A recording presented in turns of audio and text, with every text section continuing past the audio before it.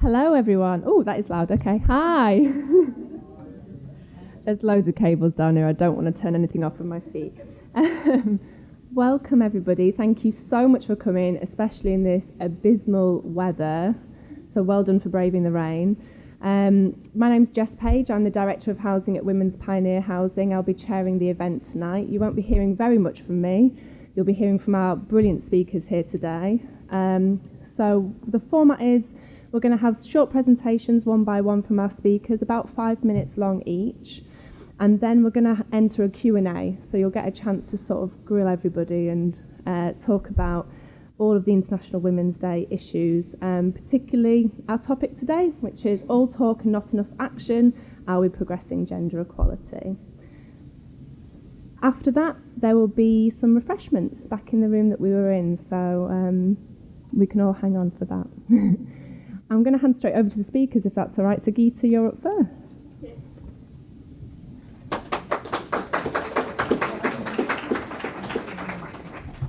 Thank you. And I must say, it's fantastic to have such a diverse panel, but also thank you particularly for the men in the audience who've come, because I think it's really good and really supportive to see you here. So I'm going to start with this slide.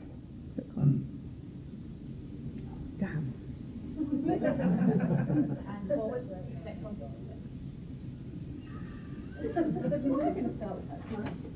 I did do the right button, didn't I? You did do the right button. And the slide is definitely Okay. Yay. Yeah, I cheated. Okay. Now I'm starting with that slide because I think just a little openness about myself. Can you guess which one is me? Yeah. Can you guess that is me? But everybody has a background, don't they? And your background influences who you are as a person, and you know what you expect to sort of, or what some of those expectations that are given to you. And I was, you can see my mum cut my hair. You can see that. You can see that. Not straight either. I had asthma as a kid, so I always had to have my buttons done up to the very, very top. I was never allowed to have an open, except, of course, when she went around the corner and I unbuttoned them.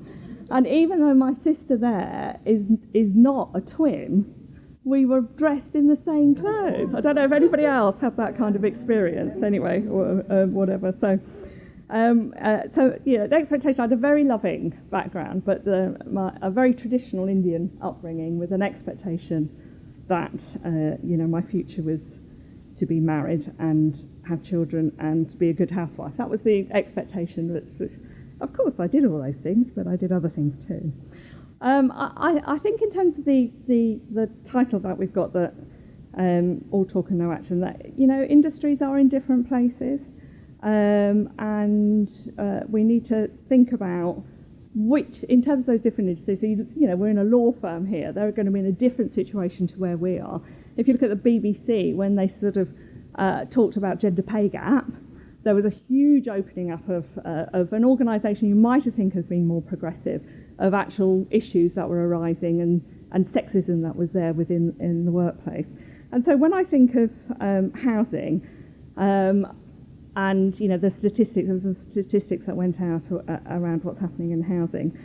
For me, I think we know that in housing management and in our care and support services we have a large number of women. We know that is less reflected when you look at sort of development and sort of property.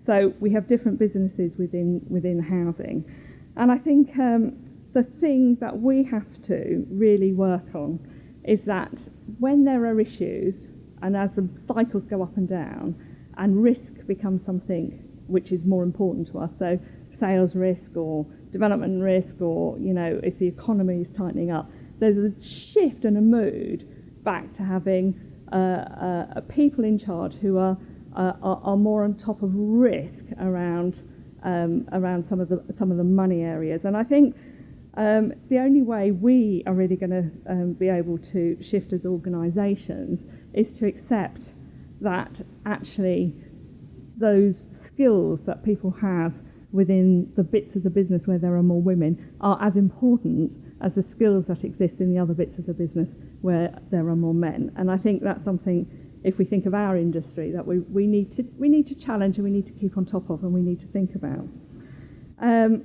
I wanted just to talk very quickly about three things that helped me. And I was lucky enough to progress to Chief Executive at Thames Valley and then to Metropolitan Thames Valley. So about 14 years that I've been a Chief Executive. And the first one was leadership support, and that's from both men and women in the organisations that I worked in. And it was people who really believed in me in different ways. So I didn't do a formal leadership training programme or anything like that, but I did have people who kind of went out their way to make sure that I thought about developing myself and helped develop myself. And one of the things was when I became a Director of Housing at Octavia Hill Housing Trust many years ago, and I was pregnant. I didn't find out I was pregnant until I was between the first and the second interview. And so I declined the job because I was pregnant, and the Chief Exec said, "Don't be so silly."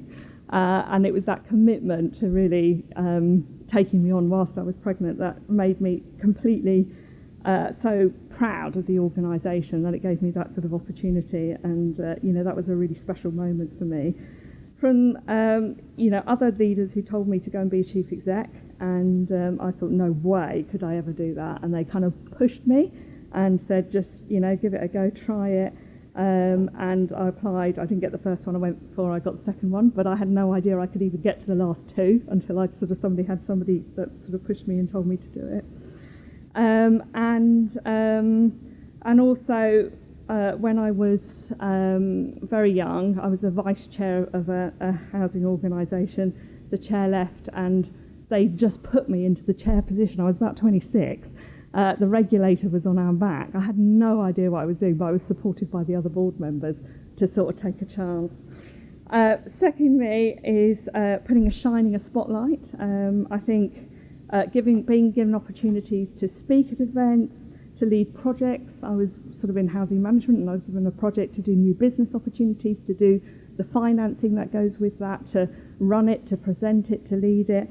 And it gave me a real opportunity to do something like that, being given that visibility, and also then externally, so sort of developing a private rental business, Fizzy, which we then branded and went externally. It shone a spotlight and kind of took you into that next space, gave you the kind of confidence to do that. And finally, I think positive culture. So in the old days when there wasn't social media and everything wasn't shared, the only way you got information was if the people at the top allowed you to have that information. Now we're in a much more different position where there's a lot more openness and transparency. And I think that has really improved and allowed people to have much more information and clarity, and given the culture to say that we're positive about that change. So I just wanted to say that there are many things that nearly made me leave, and I haven't got time to talk about them. But I think you have to always beware of the dark nights and the things that are give you that imposter syndrome feeling, and build the resilience and make sure that in your organisations that there are leaders and people who help you build resilience and support you, because those times will come. Thank you.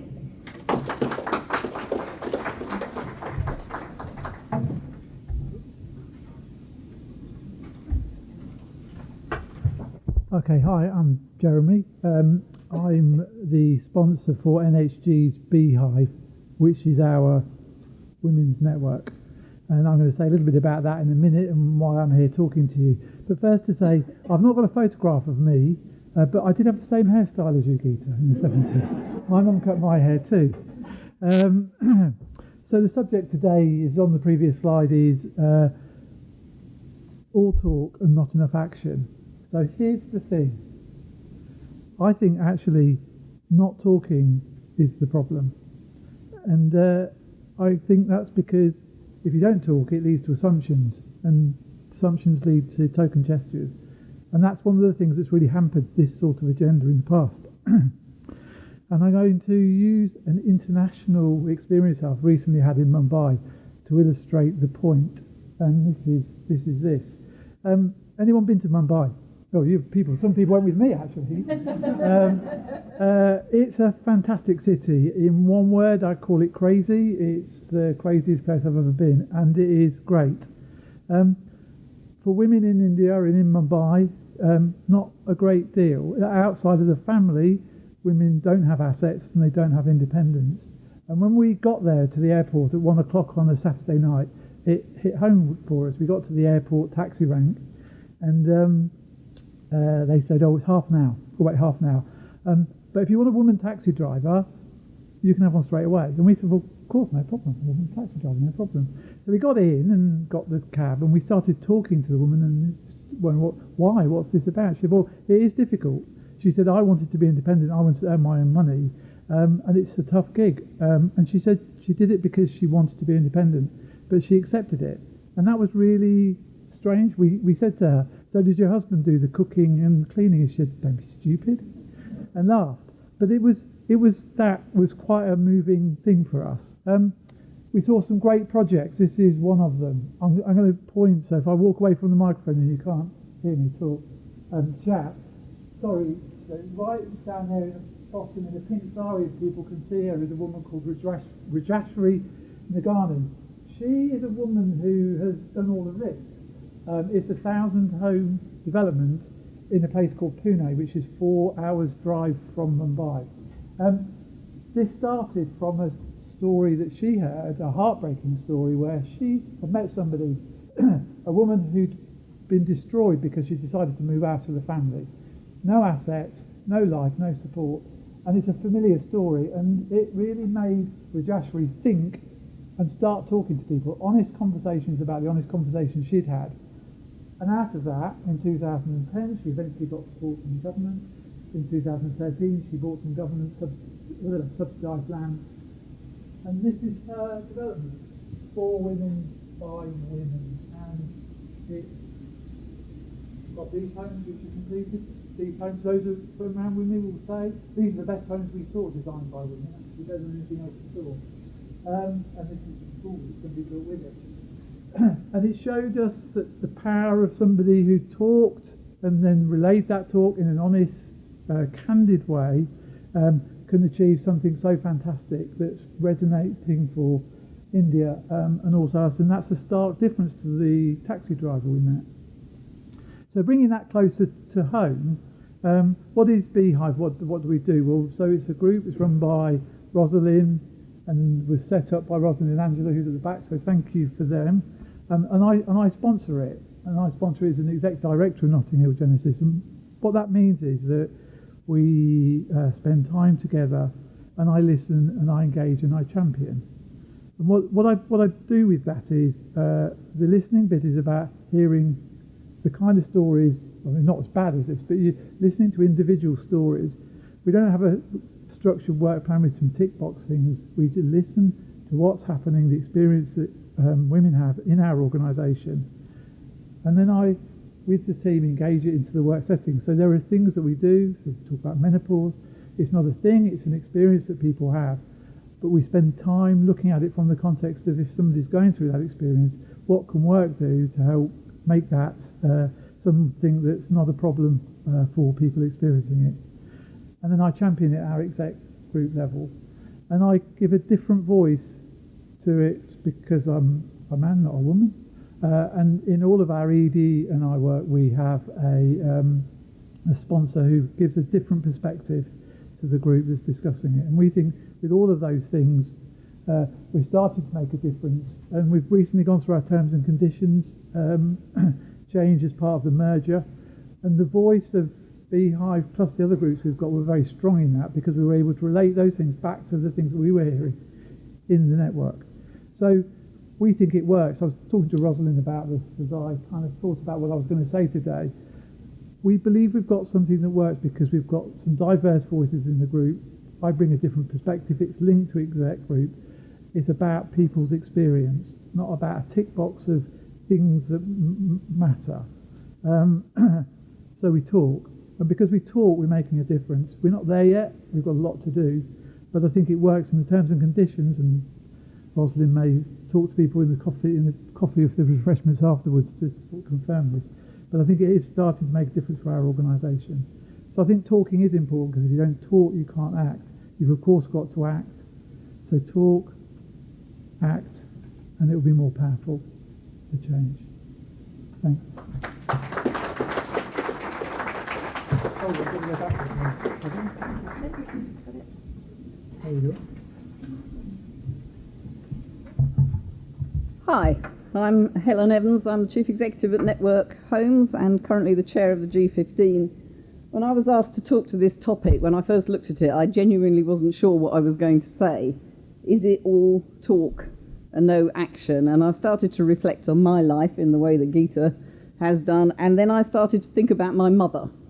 And I was asked for a line to go on a quote here, and I said I want to talk about my mother, who by definition was of previous generation and was born in a time when it was believed that working class girls didn't need an education, and consequently they didn't get one, when girls were expected to work only until they got married and had babies, and then they would do that from then on, were then expected to be entirely dependent on a male partner for the rest of their adult life, and when any kind of deviation from conventional understanding of sexuality would lead to disapproval and shame. My mother was a clever, determined, motivated person. I illustrate that by remembering that her idea of furnishing a house was to build the furniture. She didn't have the chances that I have had, that she was instrumental in giving me. The world has utterly changed since her generation, and I think in acknowledging that there is still a great deal to do, we should recognise and celebrate that change and the women who are at the root of it. And yet, then I think of my daughter, who is probably closer in age to many of you than I am, and who hasn't seen the same transformatory change between my generation and hers that I saw, and to try and examine why that is. And I kind of came to the view that the tension between cultural phenomenon holding back women and gender equality has become more acute, or at least as acute than it was then. My mother lived in a household pretty much entirely controlled by her father. Many millions of women and girls across the world still do. In our own country, the pressure on women and girls in relation to how they look, how they fit cultural ideals, what their achievements are, is more acute than ever. And modern media means that incessant crescendos of expectation and or disapproval are ever present. Geeta made reference to this. The occupations in which women are the majority, housing management, for example, are less respected than technical professions, surveying, for example, and therefore are paid less. The school, any school, will still call the mother first if the child is sick, even if the mother, or the grandmother in my case, is the chief executive and the father is not. And it is almost invariably the case that it's the mother taking maternity leave to look after the child, not the father taking parental leave. Those things haven't really changed particularly. So my mother changed my world, but I can't claim that I have been able to change my daughters in the same way. And yet, Network has a woman chair, it has a woman chief executive, that's both a first for the organisation. I am the first woman chair of the G15, Group of London Housing Associations, and I do feel that in our country at this time there are opportunities for all of you to take. There is undoubtedly much more to do, and to kind of misuse an expression from Ask the Midwife, we all need to make one more big push to get that transformatory. So, just to return to my mother to close on this. She drummed her messages into me. This is how she changed my life. She had 3 messages. Get an education, don't be dependent on anyone else, and always make sure that you can support yourself. Worked for me. I'm sure it can work for all of you. It's good advice. I commend it. Thanks, Mum.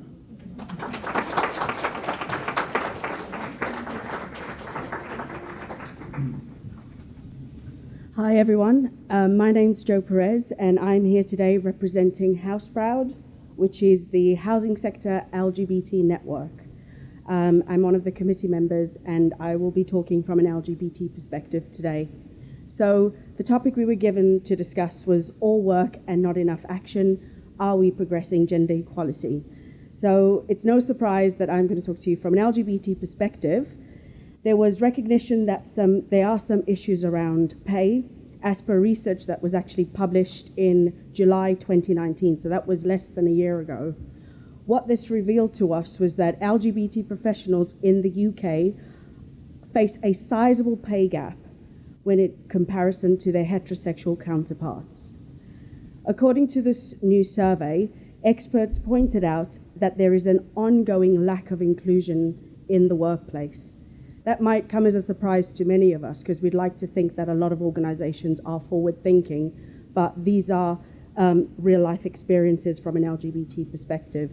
So this survey had 4,000 workers across the UK participate, those who identified as being heterosexual, gay, bisexual, and other.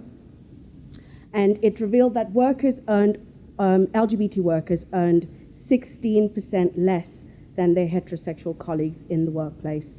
This is only last year, bearing in mind.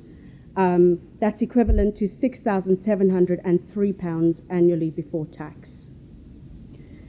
So the gap between heterosexuals and LGBT workers is significantly higher than the notable UK pay gap between men and women. So let's just think about that for a second and think how LGBT people might have felt when they found out this information. I mean, I'm not saying that neither of those are unequal. They are both equal, and we should be fighting for both of those things. So, moreover, what I want to say is that we talk about an unequal society, but really and truly, we should be advocates in fighting for all of the inequalities, because by fighting for all of that, it makes us stronger. So putting that into context and thinking about the barriers that LBT women face in the workplace, that's lesbian, bi, and trans women. So Stonewall UK published evidence-based results in April 2018, and what this actually revealed was quite shocking. They said that 35% of people still hide their true identity in a workplace environment. That's 35%. So the reason they do this is they fear discrimination, and they fear that this would hinder them from progressing in the workplace. So if we think about that, can you imagine the feeling of being at work and not actually being able to be your true self, how that might affect how you work and how productive you might be? So this is particularly evident for transgender staff, where 44% of them were saying that the workplace needs to do more to promote inclusivity because they still feel like we're not there yet. So the question is, do people have the confidence and the courage to challenge homophobia, transphobia, and sexism in the workplace? And if so, do they feel supported? Do they have access to challenging these things? Do they have a safe space?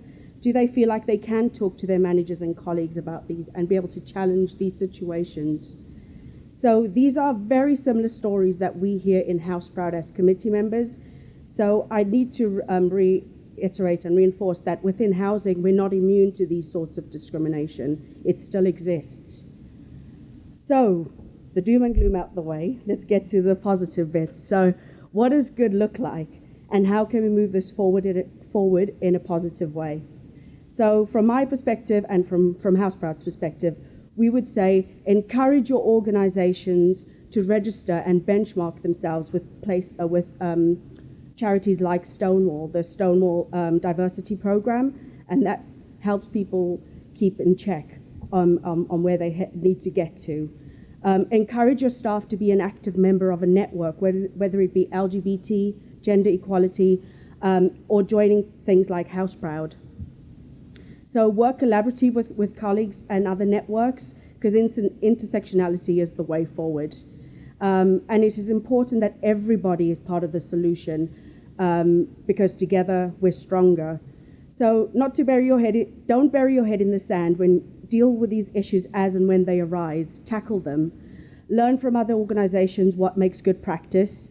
Hold focus groups where you need to. But the most important thing that I want to leave you with today is be part of the solution and not the problem. Be part of creating waves in your organization. Be part of change. Be bold. Be brave. But most importantly, always be yourself.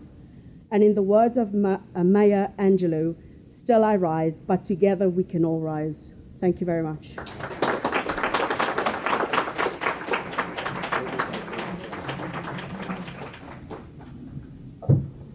Afternoon all, I'm David from L&Q, and I asked my team, I had no idea what to say, so I asked what to say, and the advice was just tell a story, so I'm going to tell a story. I don't have a picture like Geeta. My mum still cuts my hair, as you can tell. So I'm going to just go back 5 years. I want to say something about the L&Q gender equality story. So 5 years ago, I want to take you back to the L&Q staff conference. Imagine the excitement in the room. 3,000 people. And the highlight of the L&Q staff conference is the executive group question time event. So the most senior team, we all get on the stage, and the people on the floor ask questions. And so the first hand goes up. This is 5 years ago, and the first question was, why are there only men on the stage? And there's a big round of applause from the people in the room, and Tom, our HR director, gives a very plausible explanation. He says that diversity is one of our values, and we've got a diversity and inclusion strategy, and we have a plan, and we get away with it for that year. And 12 months go by. It's the annual staff conference, the highlight of the L&Q calendar again, and there are 3,000 people in the room, and it's executive group question time, and we all get up on the stage. Hand goes up. Why are there still only men on the stage? And it's really embarrassing, really humiliating. And Tom does a really good job, and he talks about the strategy, the diversity, on our values, and that kind of stuff. But afterwards, we think we just can't go to another staff conference and suffer this same humiliation. And so the trouble is, when you've got a successful team and a successful organisation, nobody leaves. And so we just had this fixed team who are all very wonderful, but nobody ever left, and myself included. So it was time. We just had to do something different, and so we had a bit of a reshuffle on the executive team. We created some new opportunities, some new posts at the most senior level, and we advertised those posts, and we encouraged diverse applications. And as a consequence of that reshuffle, the wonderful Di Hart, who's at the back somewhere, finally joined the L&Q executive group. Somebody that had been for L&Q for longer than I have, and is like highly regarded by the whole organisation, and should have been on their darn sight sooner, but there were just no openings. So we had to break open the exec in order to create some opportunities. So finally, out of 6 exec members, we had 1 woman on the team. It was at this point that a board member said to me, "What are we doing about these diversity and inclusion stats? Because they're really not very impressive." And I said, "Well, diversity is one of our values, and we've got a diversity and inclusion strategy." And she said, "Look, just look at the statistics. They're not good enough. What are you actually doing about it?" And so I said, "Well, we were Diverse Company of the Year last year." And she said, "Yeah, but look at the statistics. They're just not good enough."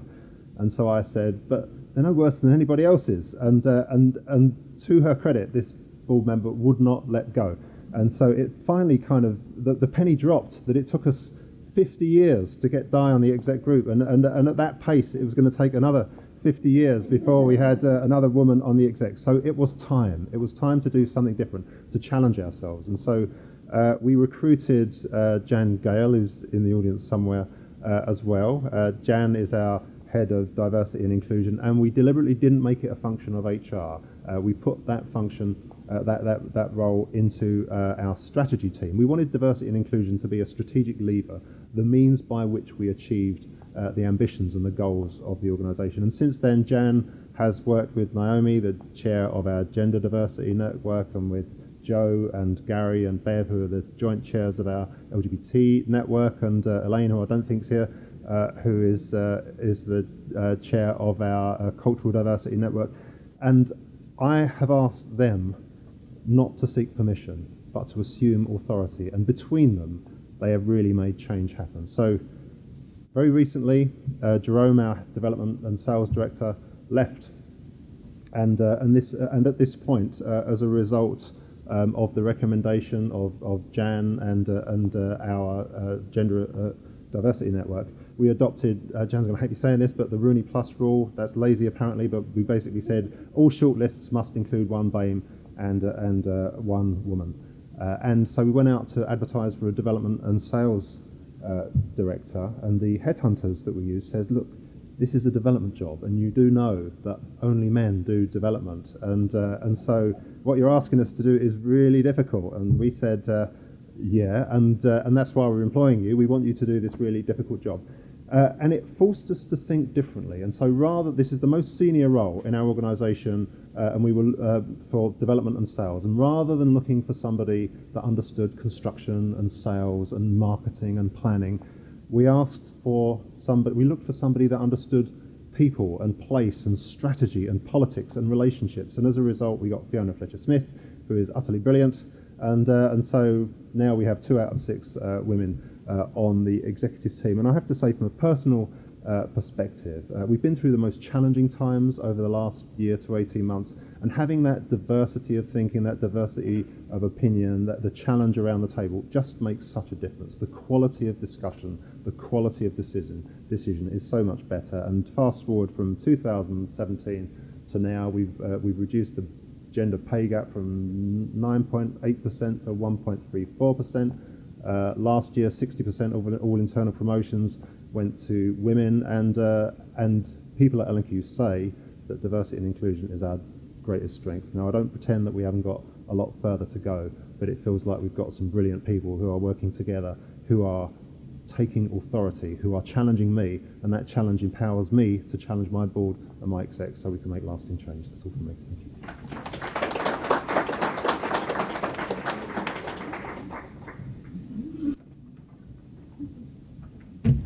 Good afternoon, everyone. I'm Alison Muir from Peabody.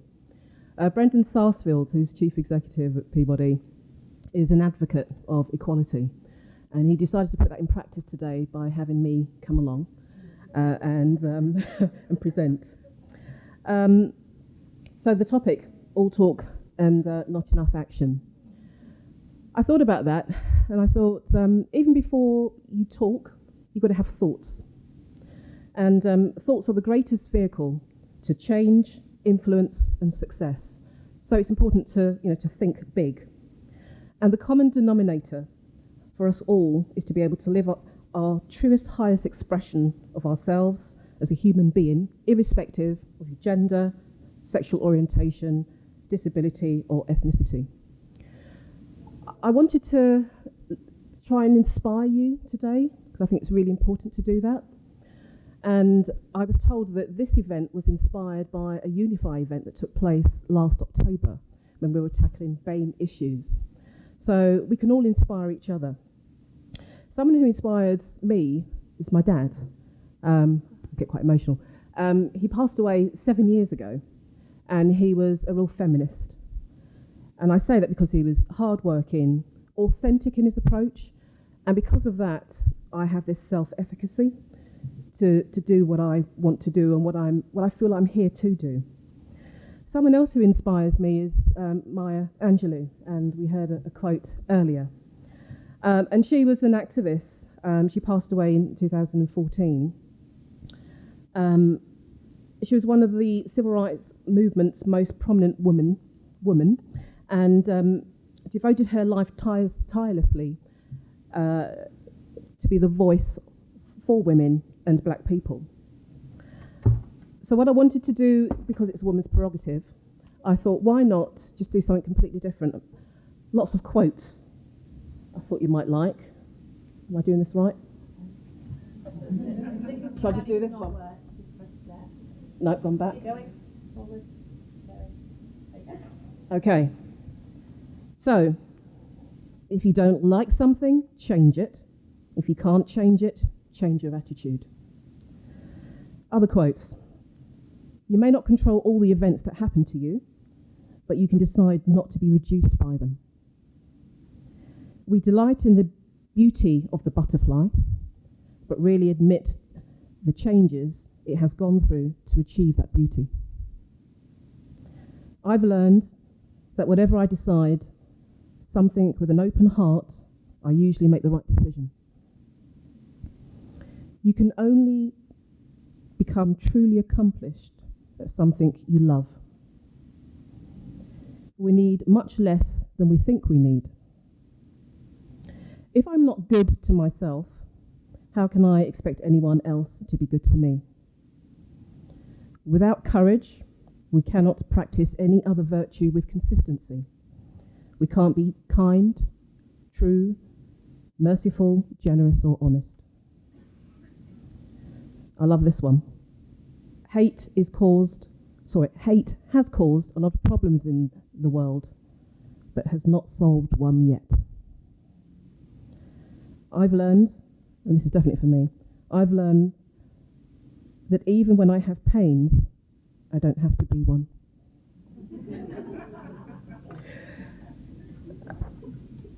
Seek patience and passion in equal amounts. Patience alone will not build the temple, and passion alone will destroy its walls. Never make someone a priority when you are to them. Never make someone a priority when all you are to them is an option.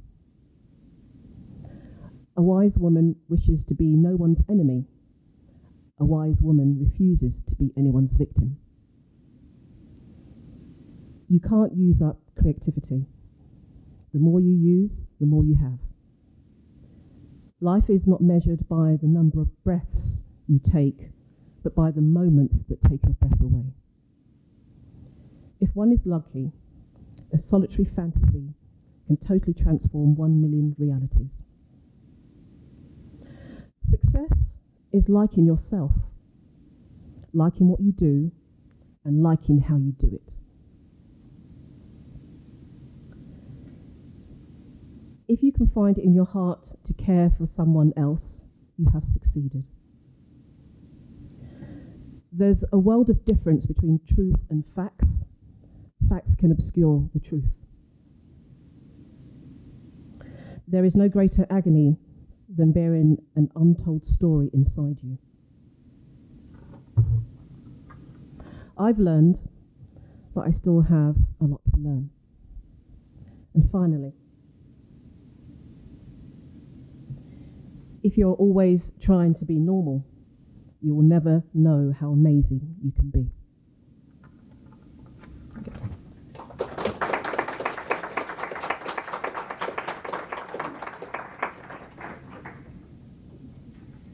Well, thank you very much to all of our speakers. I think I personally took something away from every single person who spoke, and having been to one of L&Q's all staff events, it actually is the event of the calendar, so David's correct.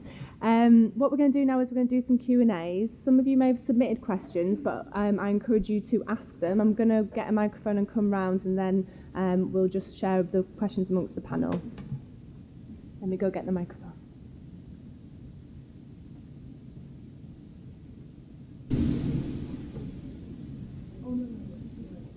Okay, who's got one?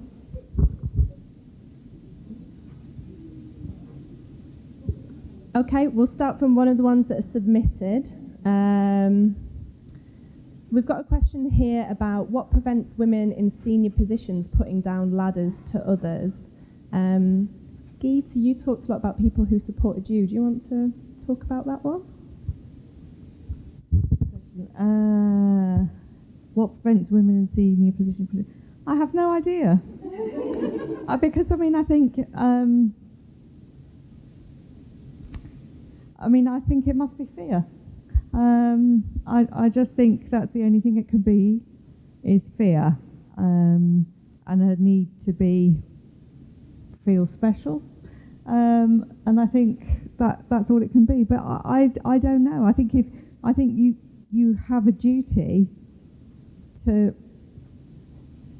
help as many people, and that is the purpose of life, actually, is to be open and to help as many people be the best they can be. And I think if you can achieve that, then, you know, you're doing all right in life. So I don't know if I can answer that, really. Sorry. I mean, I haven't experienced this, actually, and I've worked with a lot of women who have been supportive and promoted other women in the organisation and so on. I do think that sometimes there is a culture which encourages women to feel that they have to behave in a particularly authoritarian or directive way, because that's how they perceive a senior leadership role to, what they perceive a leadership role to require. And actually it doesn't, and it doesn't really work if you do adopt those kind of personas. And I agree with Geeta that, you know, we have a responsibility to try, but I certainly have found senior women when I was working through the ranks to be generally very supportive.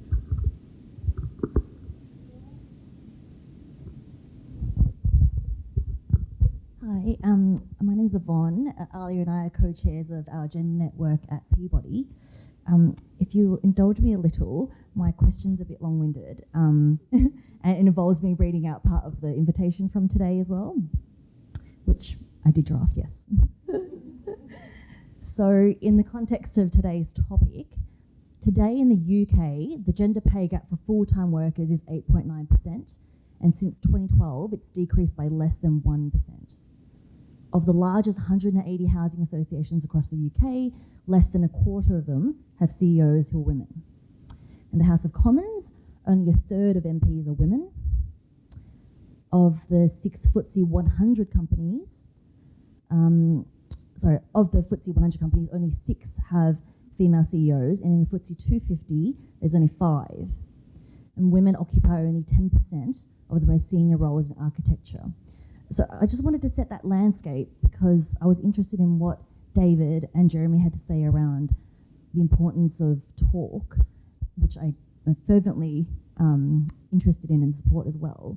But in the landscape of those figures that I've just read out, I'd like to know what you think, particularly David, when you talked about creating new executive positions. We can't create more MP roles in the House of Commons. We can't have multiple CEOs of organisations, generally speaking. So if there are finite roles at the very top, how is it that we can engage men to this conversation on gender equality, which will involve many of them having to give up those roles of power? Which is not necessarily such a bad thing, because it means that men can live more authentically in their own ways. They don't have to participate in a system of really rigid masculinity.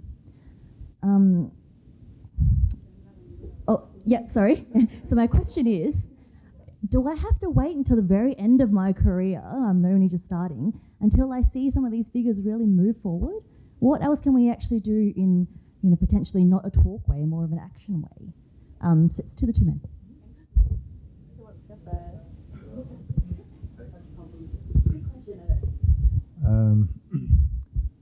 Okay, so that is a big question, and I think there's a lot that can be done, and so we are where we are. But in Alan Q's case, over the course of since 2017, we have almost eliminated the gender pay gap. We have now a more diverse senior team than we had 5 years ago. We've got 50% of our board are women, and so you can make change. But I think change starts with the determination to make it happen. And in our case, we think that by publishing our gender pay gap in advance of the formal requirement, by going live with the BAME pay gap, with our disability pay gap, by just being out there and admitting that this is an issue that we've got to deal with, that is the start.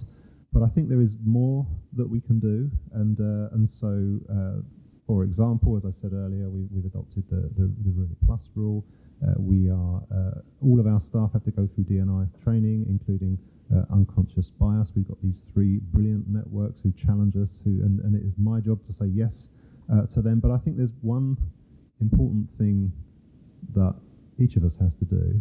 And my predecessor, a guy called Don Wood, said to me that the most important role of a chief executive is to ensure that his or her that he or she has at least one credible internal successor, so that the least that you must do, and the most that you can do, is to ensure that you have at least one credible internal successor. Well, I think we should all go one step further than that and ensure that we have at least one credible female internal successor. And if all of us did that, that would really change things.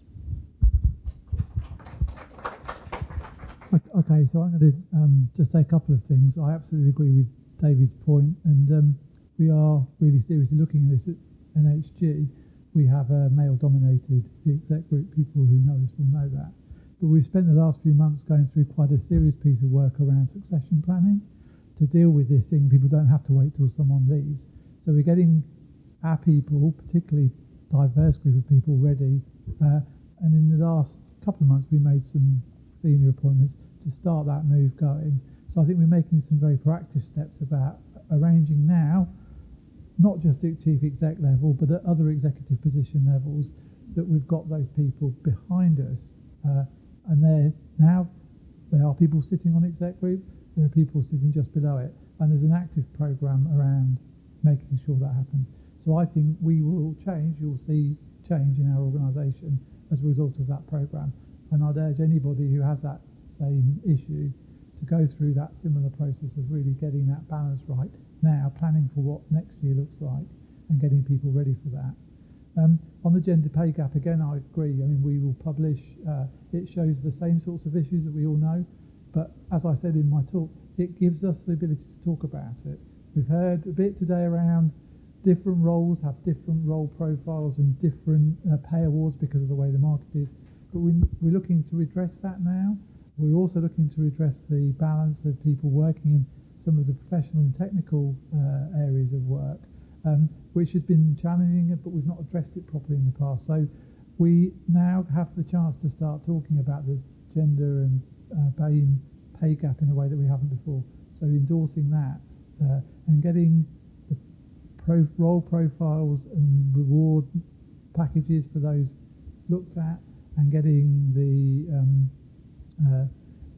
different higher paid jobs more reflective of a diverse group are also really important. So it's quite a lot of hard work, but I think people are starting to do it. We certainly are, and encourage your organisations to do that succession planning, to talk about the pay gap and look at the areas where it's really stark and make a difference and feel confident in it. So I was really heartened, David, to hear that you said you give those networks, which we have the same networks, the authority. You said don't come for decisions.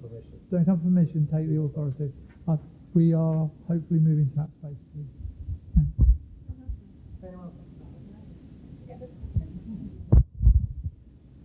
Okay, quiet audience. Thank you. Hi, I'm Chantal Francis. I'm on the committee for Inspire, which is LNQ's diversity, gender equality network. My question is basically off the back of the first question. Do you feel, and this is mainly for the ladies in the panel, do you feel that in your sector, you've ever felt welcomed as opposed to being tolerated? Because I find that a lot of females, especially if they're in a male-dominated sector, they tend to feel that they're being tolerated as opposed to being welcomed, which is probably why there is a barrier for them to put a ladder down to fellow females, because they're feeling, I'm being tolerated. If I bring more females into the sector, they may see that there's more females and they may not tolerate us anymore. Have you ever felt that you've been tolerated as opposed to welcomed? And if you have ever, could you give us advice if we ever find ourselves in that same position?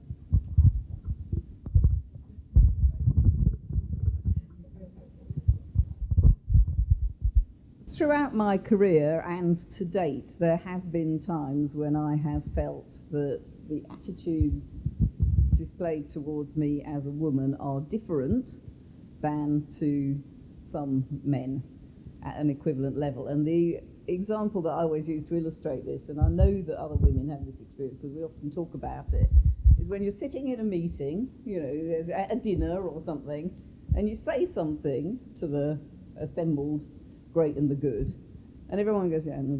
And then the man sitting next to you says pretty much exactly the same thing, and everyone goes, that's a really good point, David, or Paul, or, you know. So absolutely I have felt that, and absolutely I think my best advice in dealing with that is know yourself. Sometimes I find that really difficult, and I have to make myself, assert myself in that situation in a way that I don't really want to, because, you know, I think, we must think I'm stupid because he just said what I just said and they took notice of him, and not. But you have to know yourself, know that you find that kind of thing difficult, and make yourself challenge it. Can I just add a response there? It was interesting what you were saying, Helen, and the question that was posed. I've never felt as though I've been tolerated, and I think it's because I just won't allow myself to feel that way, if that makes sense. But I also think that there have been instances where I've gone to meetings, and similar to what Helen has said, there is a difference sometimes in terms of your response for being a woman. But I'll go one stage further, and also for being a black woman. There's that dimension that comes into play. And I think so you can have that confidence to be able to speak up, perhaps when you're at a higher or senior level. But for those who might be lower management or middle management, might not have the confidence to be able to do that because they're thinking about the repercussions, what might that mean? And one of the things I've learnt over time is to be able to be very, very true. It was a man who's here who said that you should always be your authentic self, but it's not what you're going to say, it's how you're going to say it. So you can respond, but do it in such a way that they still like you, or not like you, that's the wrong sort of word, but you still get your point of view across. Yeah, and I think, agree with that, but I think where I have felt most vulnerable and I suppose tolerated, actually not tolerated, but has been in areas where it's not been in the housing association sector, but I've been with investors or financiers or something like that. So one of the times when we were going out trying to get equity investors for physio market rent, I mean, I've never stepped on plush carpets, like, you know, where you sink in because it's just so, the offices are just so amazing. And every single time they thought I was there to take the minutes, or, you know, and I had to go, yeah, I'm his boss, you can talk to me. And, you know, kind of made that. And the other time is, or the other time where I sit on a board, which is McCarthy and Stone Retirement Provider, and it's a FTSE 250 company. Only, you know, woman on the board, only person of colour in about 5 tiers in the organisation. And the previous chairman used to work for Persimmon. He used to be the chief exec of Persimmon, not the one that got the massive payoff, but the one before that. And he was obsessed with, you know, so you have to be shareholder return, but like driving the quality down to get the maximum. And I was definitely a token person on that board, and I kept talking about, well, what does a retirement provider mean, and, you know, how can we have different tenures, and what about different partnerships, and all of it was completely ignored. And then I thought, I'm just leaving because this is pointless. You know, I might be there as a token, but I've got to have some value. Somebody's got to listen to me, otherwise I'm a pointless person. And I felt that small and that pointless until the new chairman came, said all the things I'd been saying, and then started taking notice of me, and then allowing me to, you know, actually have a voice at the table, and then brought another woman board member on, and things started changing. And so I think others, you know, when you're in your position and you're in a housing association sector, that's one thing. But when you're actually in some of the other ones where it's really extreme, you have to be even braver and even more kind of visible. Like you have to jump literally up and down or something to kind of get a voice. And it's really tough. You have to be quite tough. Like every time you get knocked, and you have to think, no, I'm gonna do something for that next person, or the you know, pull the ladder up in some way to start changing things and making a difference. So I think it's a really good question. It's really hard sometimes.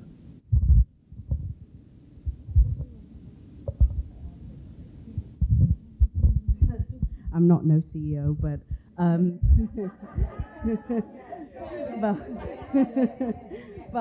my opinion on this is just, be yourself. Everybody else is taken.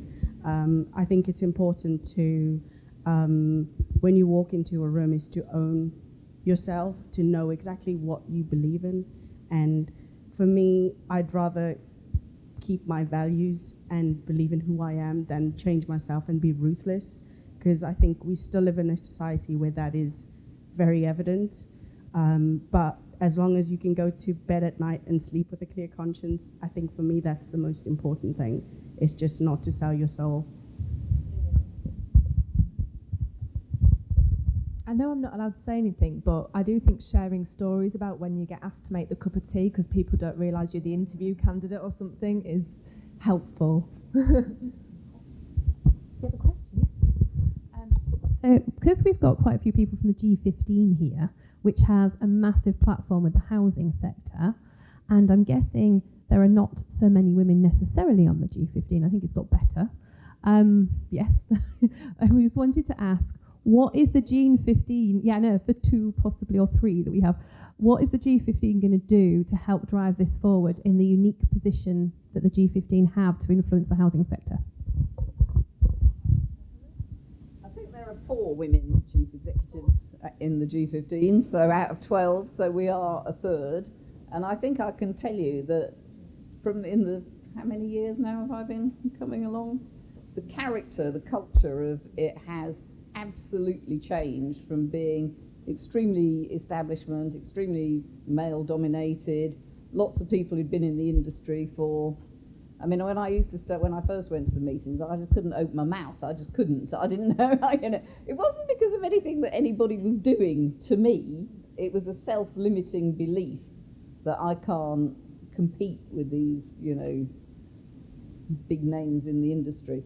The G15 is signing up to a significant diversity agenda over the course of the forthcoming year. It's not about gender only, it's about BAME issues in particular, about increasing the representation at senior levels of black and minority ethnic people, but it has a significant, reach into diversity for all our staff and all the protected characteristics.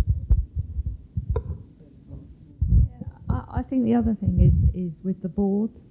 So there's as well as the G15 chief execs groups and then all the other groups that there are, there's also the chairs of the boards get together. And one of the things we're getting them to do is not only talk about development, but to talk about diversity. And I think, we are. We're going to do it, Helen. We put it on the agenda. So I think, if some of those stories, if some of these topics can be a topic right at the top, if boards see it as a challenge, and we have got them to sign up to some significant things, targets and things, then if we can get them to have it as a topic that's really important for them to talk about and to push it, then I think that's another way that we can get that change, because it does always have to come from the top of the organisations, and the boards are, part of that. Because if they can challenge David and then David achieves what he's achieved, then that's a great challenge. If that board member hadn't accepted the line, it could be a different place. So it's really important that they're there and they're challenging, and they've got a view as well, because that will drive change in organisations too.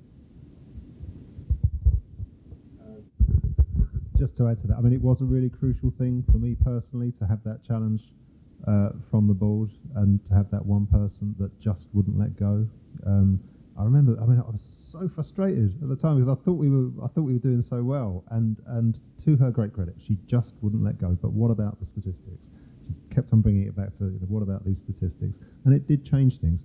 But in the same way, at least as important is the challenge that I get from the front line of the organisation, and from people, coming to see me and saying that we've got to do something about this. And there is this real sense, certainly within L&Q, and I'm sure in other organisations, that the world is changing around us, and this is something we just can't ignore anymore. It's no longer about fairness. It is no longer a box you tick in HR. It is about achieving, your business objectives. It's about winning the war on talent. It's about creating an organisation that can change the world, and that really does feel empowering to me to have this group of extraordinary people in the organisation that just won't let go. That empowers me to challenge my board, to challenge my team, and so I would encourage everybody in this room, to do that within your organisations, to challenge whoever it is that's in power within your organisations.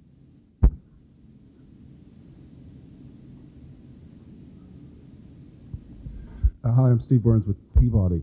I started the morning at an event at the House of Lords where we were launching our Peabody Index, and we were talking about childcare actually for our residents, and essentially about the market failure in childcare, which if you look at housing associations, we're addressing kind of market failure for our residents, we're addressing market failure for social care, we're addressing market failure for housing as well.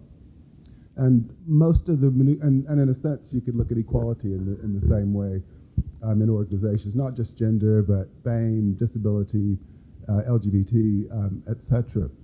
And it seems to me that we keep trying kind of incremental approaches to improve things when actually you need quite fundamental change. And I guess my question for you is, to all of you, is if you had to achieve equality across all of those areas to keep your jobs in the next few years, what would you do differently than you're doing now? And the reason why I ask that is because if you're asking people to wait for incremental change to be equal in society.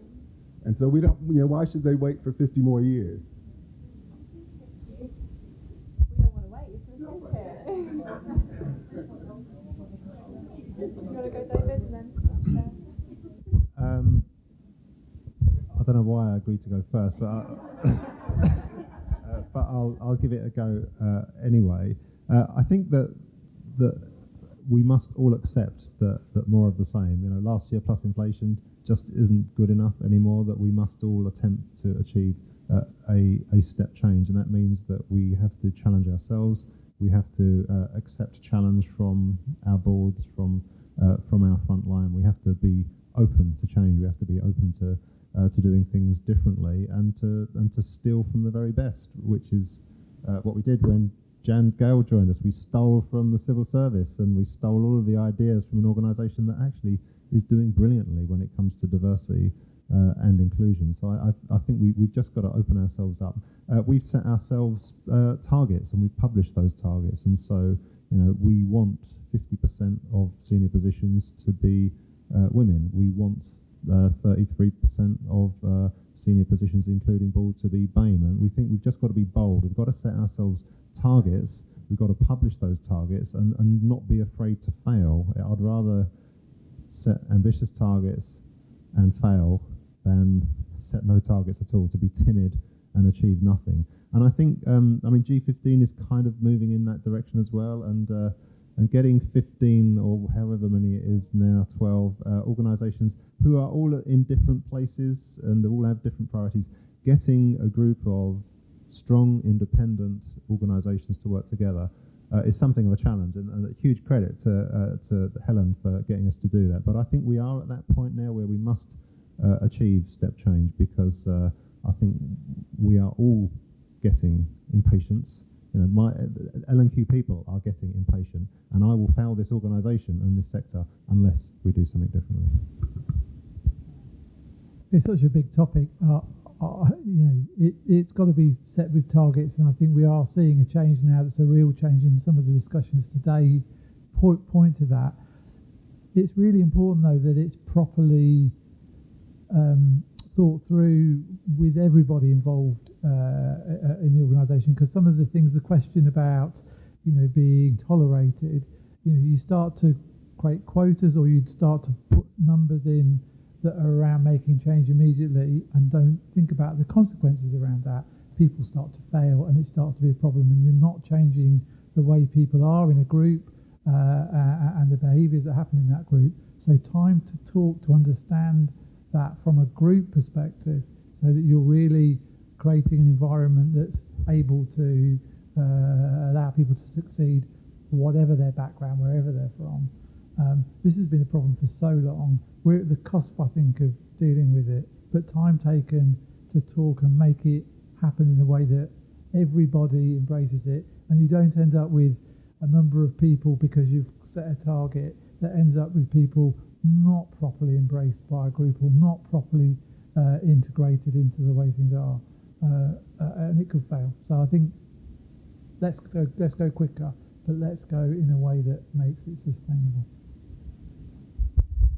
I think you need both incremental and transformatory strategies, and I think that the transformation is going to come from exposure, if you like, of the facts, the gender pay gap publication, BAME payback publication. The more you demonstrate the facts, the more you will engender both radical and incremental change. But I think you need both. I think the kind of thing that I was talking about, the impact on women of being the primary carer for children, is something that requires women to change, structures to change, financial provision to change, and that is going to be incremental. And you have to accept that you can't do something radical with that, but there are other things that you can do radical things with, and shining a light on problems, I think, is probably the biggest motivator for change.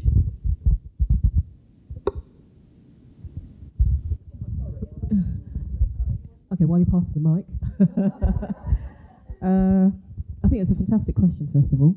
So thank you for that, Steve. I think that now is perhaps the best time for there to be change. If you look back, this isn't something new. This has been raised in the 60s, 70s, 80s, and no doubt we'll be talking about this going forward. You're right, the pace of change has been very, very slow. But nonetheless, I think we need to recognise there has been some change. And the fact that the question was generally, but not just in terms of the G15, but the fact that there's now a sort of collective approach to trying to tackle this will go some way to move things in the right direction. Of the CEOs that are here, does equality or the BAME or diversity issues, is that something within your own sort of objectives specifically for you that you would discuss with your chair as part of your one-to-ones? Show of hands, is that a specific target? You all have that. And because I was just picking up in terms of Stephen's point that if your job rested on it, your performance, how do you think you're faring? And are your targets robust enough and challenging enough for you to actually take the steps that are needed? Yes, you've got the incremental approach, but the transformational one, as you also mentioned, something has to give, something more has to happen. And we can't wait for one of you to leave post before a vacancy becomes available. Yeah, I suppose as long as you are, as an organisation within each of your respective organisations, ensuring that the target or the objective that you have been given is being cascaded down within your exec team and other staff members, so that it's actually a one-to-one objective. That it's an objective that can be discussed during one-to-ones with staff members during that time. I think that's the only way you're going to try and make sure within the organisation that thread is there, so everyone picks that up. There are lots of targets, but when you look at individual staff member targets, I don't think you see that as something that you can actually discuss with your line manager as one-to-one. So it could be, for example, that you're talking about how you're ensuring that, or how you can evidence that training has been given and you've done that fairly, that quality is there, or employment of staff members, has that been done fairly? That is generally, I think, what people try to do. But there's lots of other ways that you can try and ensure that is evidence as part of your objectives, from the lower level right up to the senior management. Just to answer the question, or just my perspective on what you were asking there about change, I think organisations really have to be bold in order to move this forward, because sometimes it feels like we're quite cautious with certain things. This is going to sound really controversial, but I think sometimes there should be an end limit to how long someone can stay at the top, because if we want to move things along, I'm not trying to get you out of your job or anything. But I just think if we really, really want to see something radical and see things moving along, then sometimes we really have to allow space for someone new to come in and just really change things, you know, because the same thing over and over doesn't necessarily see us pushing things forward quick enough. But then again, what is quick? How do we measure that? But that's just my opinion. Yeah. I love the way you did that right in front of your CIO. Hats off to you, Joe. That was a very brave and good, yeah. And I love the way David's smiling back because it's kind of like he's taking, yeah, it's good. But I mean, I think I do think you have to be conscious yourself. So, I mean, I left my last organisation, which was Thames Valley, which I know we've merged, but I left before the 10 years because I thought no chief exec should be in. I'd always said no chief exec should be in post for more than 10 years because they then get stale and they don't see what's going on in an organisation. You have to do something different in order to do that. That was my perception. I'm not saying it's right. I'm not saying it's wrong. But I'm just saying it was my perception. So when it got to 9.5 years, I thought, my God, I've got to move. I didn't want to move. I loved my organisation, but I thought I've got to, do it. And the job at Metropolitan came up, and then anyway we merged. So it's a new organisation. But hey, I did it. But I do think sometimes you have to be brave enough to have conversations with people who've been a long time on that and say, is it time to move? Is it time to create space for somebody else? And I'm not saying you have a cut-off limit, although board members do. So, maybe we should as CEOs have a cut-off limit, but especially if you've got great succession planning, so what's coming through. But I do think, there are times when you have to have conversations with people say, is it time to move on? Is it time to create space? Is it time to do something else? But it's difficult because if you're senior, where do you go to as well? So, you can have a conversation, but it's then where are they going to go and what are they going to do? But I think, I do think be brave and have conversations with people who've had their time, so create that space. It is something we have to do. So I think it's a good one. If somebody said to me, you've got to, your time's off after, 9 years or whatever, then I'd say, okay, that's my time. I'll do it. I'll find something else to do. And nobody's ever told me that, so I've never, But if in this job I've done 2 years in this new organisation, somebody said, I'd be fine. Another 7 years, gosh, don't want it more than that. But yeah, so I think if that's set and people understand that's the expectation, that's what it is, and you have that in senior roles, you've got a 6-year or a 5-year stint, then that's the expectation. And maybe we need to think of fixed termed. I didn't really think of that, but maybe we do need to say 5 years, 6 years, and that's it. Good Can challenge. I just comment on that? I feel like well, I think I have. I was just going to say if anyone's got any jobs going, so I've been at Keeper 32 years, and I've been 12 years as the chief executive, but even I accept that organisations and people need change as well. And if we expect our chairs, our board members, to go for 2 or 3 sets of 3 years, then maybe a similar rule should apply to us at the moment. For those of you that are in the internal audit profession, you will know that they are also looking at similar rules, because if you have the same internal auditor for, I think they're saying 7 years or something, then maybe they don't have the same degree of independence as they might have done before. And I think if all of us went into senior roles knowing that it was time limited, then we would plan on that basis. So I think there's some merit in thinking about fixed term contracts. I would agree. You all think I'm chairing, but I'm not. Rosalind is. She's on giving me the nod. We're going to have time. How many more? Yeah. Okay, just what I wanted to ask was, as CEOs, to what degree do you walk the floor and interact with your staff at all levels as a to be inspirational, to show interest, to potentially motivate, because wouldn't that help to aspire people to progress and to what you do? Does that make sense? To what degree do you hit the floor and know your staff? Yeah, interact. Do you think that's Who wants it? I mean, I try to spend a good deal of time interacting with people in the organisation through all the mechanisms that you would expect. I do back to the frontline days at least once a month. I attend a lot of staff meetings and events. I do every single induction in the organisation. I also, and I think this is a really important thing for somebody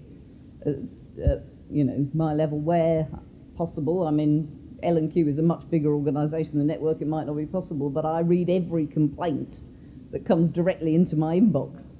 I don't answer them all, but I read them all. And I honestly think that there are few better ways of knowing what's going on in the organisation than listening to what the customers are saying about it.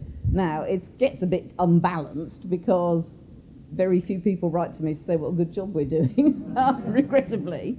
Maybe that time will come, but you do see what's going on in the organisation and the challenges that staff are facing if you hear what the customers are saying. Same, really. So I make a point of walking around our offices.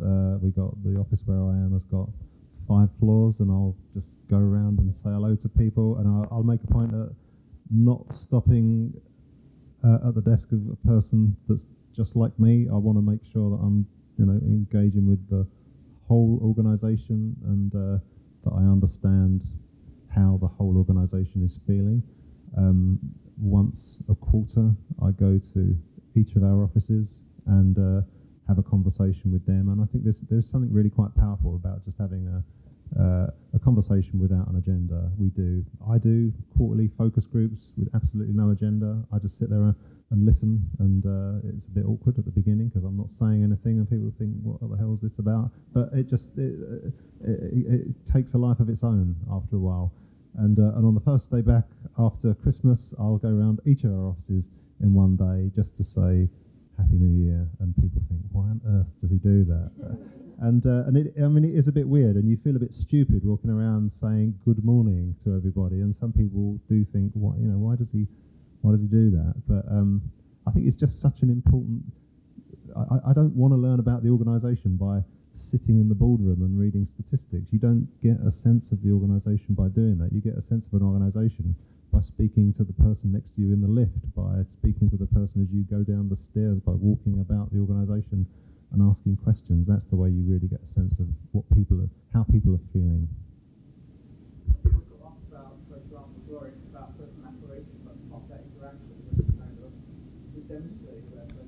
Yeah, I do, and if people, I try, I love meeting L&Q people, and far too often I'll have a conversation with somebody in the lift and say, please come and let's have a coffee. Let's continue this conversation. And Naomi, who's here, is my EA, will know that my diary is just inundated with people that want to talk to me. I always say yes to an invitation, which means that my diary is really, really busy. But you just learn so much about an organisation and its people by doing that. And I do like to encourage people. I do like to understand, what it is they want out of their career, and to think about how I can support them in their aspirations. Yeah, I think the best bit of the job I love is talking to people. I just, really, really enjoy it.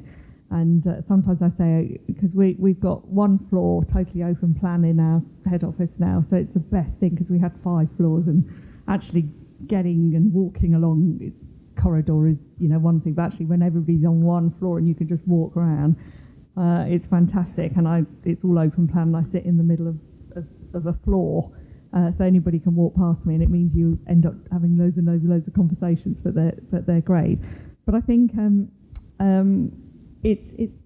don't feel I go to all the offices frequently enough. I must, because we've got loads of them all over the place, and I find it tough to do that, to get to all of them as much as I want to. So I definitely would like to do more of that, but I do try and make sure that if I haven't been somewhere for a while, I go there and I talk to people, and often say I'm just going to spend an hour walking around, and then 3 hours later, literally 3 hours later, I don't know where the time's gone. You've kind of spoken to people, but one of the most rewarding things I think for all of us as chief execs is talking to people, because it's just enjoyable, and you see what motivates them in their work and what their aspirations are, and think, well, could I connect so and so with so and so? Because if that's what they really want to do, then maybe they should talk to that person. Talking to me is not really going to do it, and just find ways or things that you're clearly not getting your messages out clearly enough because people aren't hearing it. And I think you can only do that by talking to people and trying to just say you're a normal person, that anybody can come and talk to us, because we're just normal people who did normal jobs. 32 years ago you were what were you at L&Q 32 years? Finance officer or something? Yeah, we're all normal people that have done normal jobs, so that's it. All right, and we're going to wrap it up there, I'm afraid, everyone. Let me get my notes. Massive thank you to everybody. Can we just give all of our panellists a huge round of applause?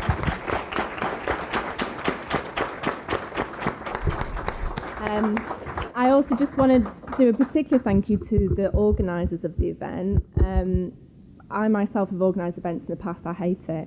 And these guys organise it in a really short space of time. And I don't know about everyone else, but I felt really well briefed and prepared. So thank you to all those listed here today as well who arranged the event. And a big thank you to Winkworth Sherwood, who put this on for us, where we just would not have been able to have had such a wonderful venue without them. So thank you to those as well. So I hope everyone's taken something away from this event. Lynn, I believe you're going to tell us what's happening next. So what's happening next, you'll all be pleased to say, is there's more refreshments back in the room we were in earlier.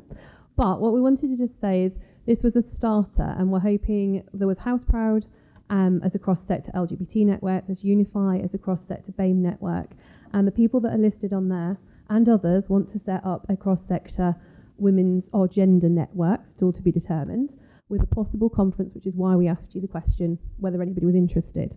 So it's kind of watch this space to see where we go. We're really lucky to have some amazing panellists here who are going to stay with us, so please network and continue to ask them questions, but do allow them to eat. They would like that. And we'd like to just ask all the organisers and the panel just to stay behind for a quick photograph. And if everybody else would like to make their way through to the refreshments. Thank you.